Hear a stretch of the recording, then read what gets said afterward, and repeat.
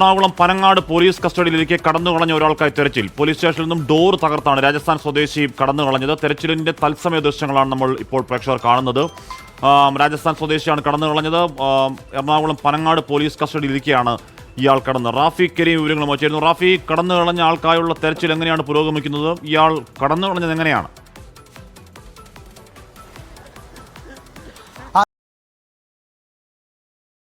കണ്ടുവെന്ന് നാട്ടുകാർ പോലീസിനെ അറിയിക്കുകയായിരുന്നു. തുടർന്നാണ് പരിസരത്ത് പോലീസ് പരിശോധന നടത്തിയത്. ഇയാളെ ഒരു തെങ്ങിന്റെ മറവിൽ വെച്ച് നാട്ടുകാർ കണ്ടുവെന്നാണ് പറയുന്നത്. നമ്മളോടൊപ്പം ഇവിടെ കണ്ട ആളുകളുണ്ട്. ചേട്ടാ, എന്താ കണ്ടത്? ഞാൻ കണ്ടില്ല, അവരെ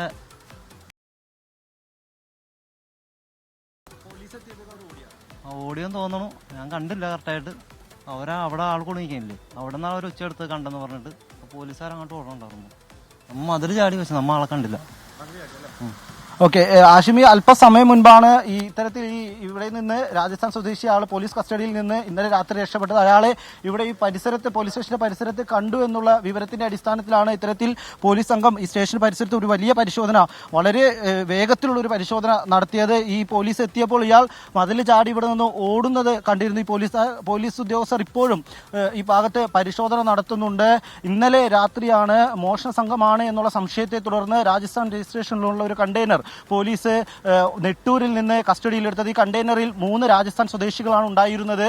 ഇവരെ പോലീസ് ഇന്നലെ തന്നെ കസ്റ്റഡിയിലെടുത്തിരുന്നു. രാത്രിയിൽ ഇതിൽ ഒരാൾ ബാത്റൂമിൽ പോകണമെന്ന് പോലീസിനോട് ആവശ്യപ്പെടുകയും ഇയാളെ പോലീസ് സ്റ്റേഷനിൽ തന്നെയുള്ള ബാത്റൂമിലേക്ക് കൊണ്ടുപോവുകയും ചെയ്തിരുന്നു. പിന്നീട് ഈ ബാത്റൂമിന്റെ കുറ്റി അയാൾ അകത്ത് നിന്ന് ലോക്ക് ചെയ്തതിന് ശേഷം, ബാത്റൂമിന്റെ ഡോർ അകത്ത് നിന്ന് ലോക്ക് ചെയ്തതിന് ശേഷം വെന്റിലേഷൻ ഡോർ തകർത്ത് പുറത്തേക്ക് ചാടി രക്ഷപ്പെടുകയായിരുന്നു. ഇന്നലെ 5 മണിയോടുകൂടിയാണ് ഇയാൾ ഈ വെന്റിലേഷന്റെ ഡോർ തകർത്ത് രക്ഷപ്പെട്ടത്. പിന്നീട് ഇയാൾക്ക് വേണ്ടിയുള്ള തിരച്ചിലാണ് പോലീസ് സംഘം പനങ്ങാട് കേന്ദ്രീകരിച്ച് നടത്തിയത്. ഈ തെരച്ചിലിലാണ് ഇപ്പോൾ ഈ പോലീസ് സ്റ്റേഷൻ പരിസരത്തു തന്നെ ഇയാളുണ്ട് എന്നുള്ള വിവരം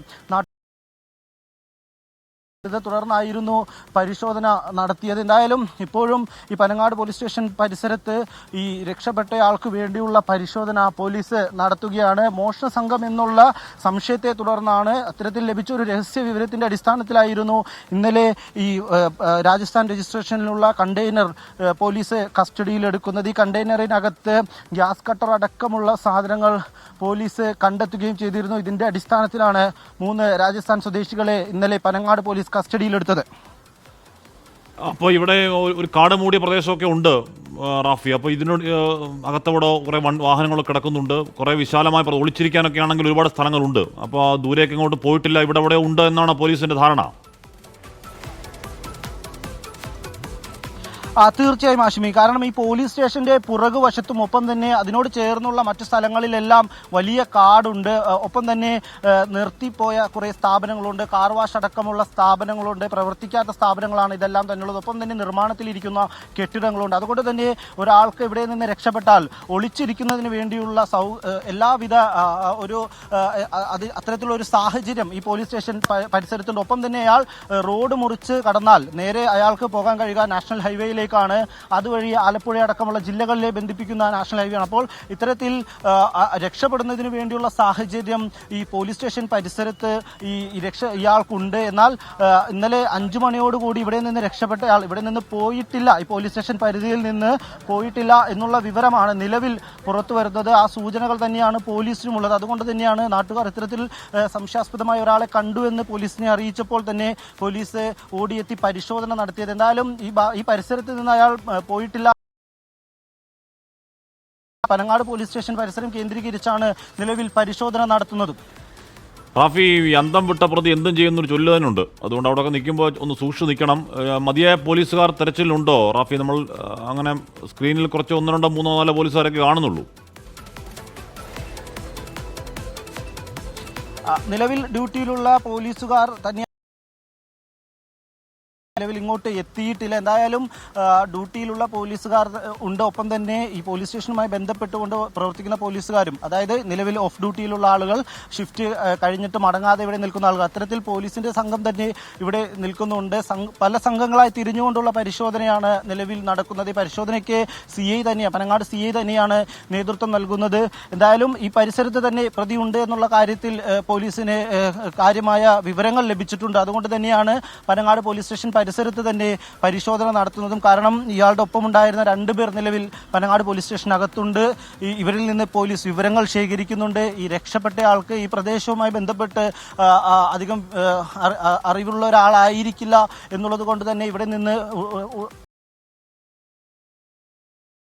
പോലീസ് മനസ്സിലാക്കുന്നത്. അതുകൊണ്ട് തന്നെയാണ് ഈ പ്രദേശം കേന്ദ്രീകരിച്ച് പോലീസ് പരിശോധന നടത്തുന്നത്. എന്തായാലും കാടുള്ള ഒരു പ്രദേശമാണ്. നിരവധി മരങ്ങളുണ്ട്, ഉപേക്ഷിച്ച കെട്ടിടങ്ങളുണ്ട്, സ്ഥാപനങ്ങളുണ്ട്, നിർമ്മാണത്തിലിരിക്കുന്ന കെട്ടിടങ്ങളുണ്ട്. അതുകൊണ്ട് തന്നെ ഇയാൾ ഒളിച്ചിരിക്കുന്നതിനും ഒപ്പം തന്നെ രക്ഷപ്പെടുന്നതിനും ഒരുപോലെ സാധ്യതകളുണ്ട്. അതുകൊണ്ട് വളരെ പെട്ടെന്ന് തന്നെ ഇയാളെ കണ്ടെത്താനുള്ള ഒരു ശ്രമമാണ് പോലീസിന്റെ ഭാഗത്തുനിന്നുള്ളത്. അതുകൊണ്ട് തന്നെയാണ് ഊർജിതമായ പരിശോധന പോലീസ് ഈ പ്രദേശത്ത് നടത്തുന്നതും. അടുത്ത് റോഡ് എവിടെയാണുള്ളത് റാഫി? ഇപ്പോൾ ഇനി ഓടി രക്ഷപ്പെട്ട് റോഡിൽ കൂടി വല്ല ഓട്ടോ കയറി വല്ലതും പോകാനാണെങ്കിൽ അതിനും പോസിബിലിറ്റി ഉണ്ടല്ലോ, അതും പോലീസ് നോക്കുന്നുണ്ടോ?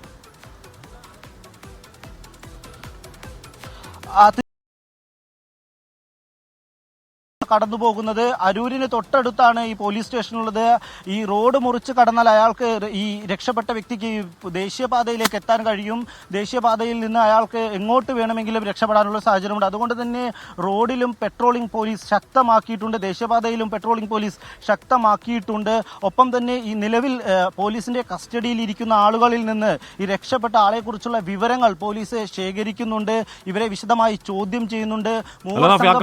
വീടാണോ ഇത്? ഒരു വീട് പോലെ എന്താ കാണുന്നുള്ളത്? അത് വീട് തന്നെയാണോ? ഓടൊക്കെ ഇട്ടത് വീട് തന്നെയാണോ അതോ ഏതോ ഉപേക്ഷിക്കപ്പെട്ട കെട്ടിടമാണോ? അങ്ങനെയാണെങ്കിൽ അതിനകത്തൊക്കെ കയറി നോക്കണ്ടേ റാഫി? ഉപേക്ഷിക്കപ്പെട്ട ഒരു വീട് തന്നെയാണ് ഇപ്പോൾ ദൃശ്യങ്ങളിൽ കാണുന്നത്. ഇത്തരത്തിൽ ഉപേക്ഷിക്കപ്പെട്ട കെട്ടിടങ്ങൾ പലതും ഈ പോലീസ് സ്റ്റേഷൻ പരിസരത്തുണ്ട്. ഇയാൾ രക്ഷപ്പെട്ടതും ഈ ഭാഗത്തേക്ക് തന്നെയാണ്. നിലവിൽ പോലീസ് പരിശോധന നടത്തിയതും ഈ ഭാഗത്താണ്. കാരണം പോലീസ് സ്റ്റേഷന്റെ വെന്റിലേഷൻ തകർത്ത് രക്ഷപ്പെട്ട ആ വ്യക്തി, അയാൾ ഓടി രക്ഷപ്പെടുക ഈ പരിസരത്തേക്ക് തന്നെയാണ് എന്നുള്ള കാര്യത്തിൽ പോലീസിന് സ്ഥിരീകരണമുണ്ട്. കാരണം മുൻവശത്തെ CCTV ദൃശ്യങ്ങളെല്ലാം പോലീസ് പരിശോധിച്ചതാണ്, പരിസരത്തെ CCTV ദൃശ്യങ്ങളും പോലീസ് പരിശോധിച്ചതാണ്. അതുകൊണ്ട് തന്നെ ഈ രക്ഷപ്പെട്ടിരിക്കുന്നത് പോലീസ് സ്റ്റേഷന്റെ പുറകുവശത്തേക്ക് തന്നെയാണ് എന്നുള്ളതാണ് പോലീസിന്റെ നിഗമനം. ഇതുമായി ബന്ധപ്പെട്ടാണ് ഇപ്പോൾ ഈ പോലീസ് സ്റ്റേഷന് പുറകുവശത്തുള്ള ഉപേക്ഷിക്കപ്പെട്ട കെട്ടിടങ്ങളിലും സ്ഥാപനങ്ങളിലും ഒപ്പം തന്നെ നിർമ്മാണത്തിലിരിക്കുന്ന കെട്ടിടങ്ങളിലും വാഹനങ്ങളിലും എല്ലാം പോലീസ് പരിശോധന നടത്തുന്നത്. ഒരു ബസ് യാർഡിന് സമീപമായിട്ടാണ് ഇപ്പോൾ ഇയാളെ കണ്ടു എന്നുള്ളത് ഈ പോലീസിന് വിവരം ലഭിച്ചത്. ഈ പരിസരത്തേക്ക് ഇയാൾക്ക് വളരെ വേഗം രക്ഷപ്പെടാൻ കഴിയും. ഞാനിപ്പോൾ നിൽക്കുന്നത് ഈ പോലീസ് സ്റ്റേഷന് പുറകുവശത്താണ്. ഈ പോലീസ് സ്റ്റേഷൻ